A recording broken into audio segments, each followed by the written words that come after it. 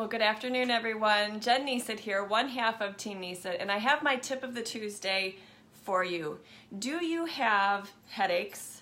How about jaw issues, TMJ? Maybe you have muscle pain, tension, and tightness in the neck and upper back, or even low back problems. Well, if that's the case, then you're going to want to log in now because I'm going to talk to you a little bit about posture and teach you how to find correct posture. If you're logging on, I see Charisse is in the room. Please say hello. If you have neck pain, if you have headaches, or if you have issues with your jaw, will you put a number 1 in the comments section below so I can talk directly to you? Great. So here's the thing, you guys. Many of you know that along with being a wellness coach, I'm also a physical therapist. And you may be surprised by the fact, the truth is, that the number 1 problem, like universally, that I see in my clinic, that everybody has is poor posture. Like if I see somebody with good posture, I'm pleasantly surprised.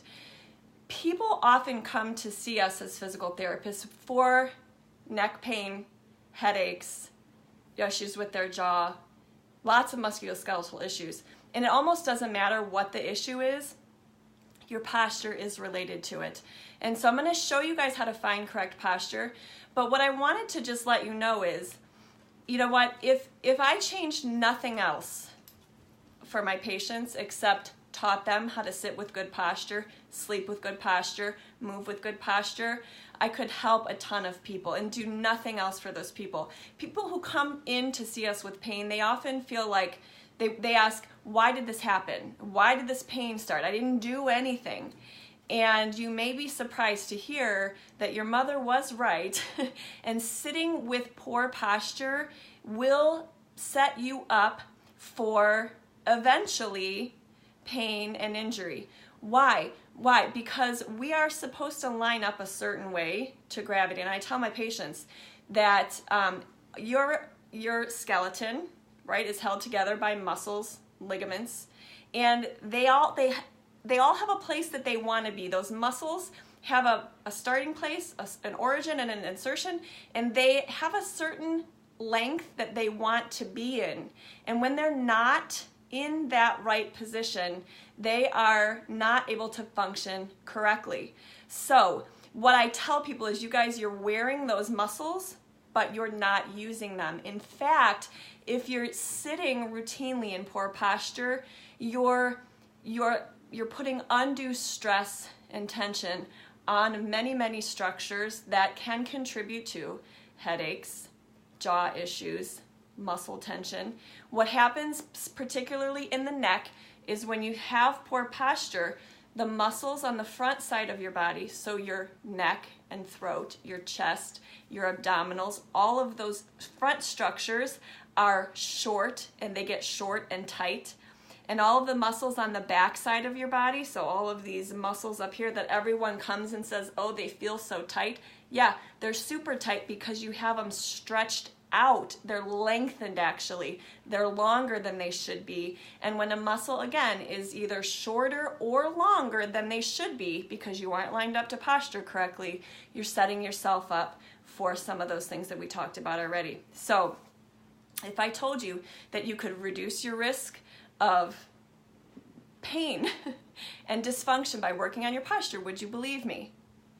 If so, then I'm gonna if you don't believe me, I would encourage you to try just working on your posture. It's going to take a few weeks to change that habit. It's not going to feel normal.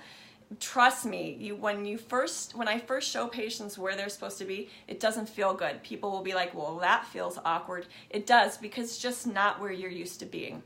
And so what I'm going to do now is show you guys a little activity that you can do to practice finding good posture for yourself. And I'll show you from the side, so hopefully you can hear me. Okay, so what you're going to do is it's always easier to sit with good posture if you have something behind your low back, because your low back your neck will follow your low back. Many cars now have that lumbar support. Your low back is called your lumbar spine.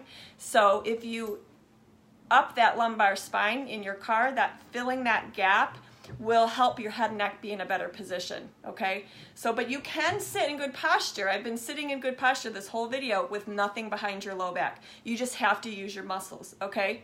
So what I teach people to do is something like slouch over correct, okay? So I'll show you from the side. So you slouch yourself forward into the poorest posture you can be in. So your low back is rounded, your shoulders are forward, your head is forward. That's the slouch part. Then you overcorrect that, so you sit up as tall as you can. Your low back curves in as far as it can go. Your chest comes up and your head comes back. That's the overcorrected position. I have patients do that a few times, from slouching to overcorrecting, and then once you're way up here, you back off of that about 10%.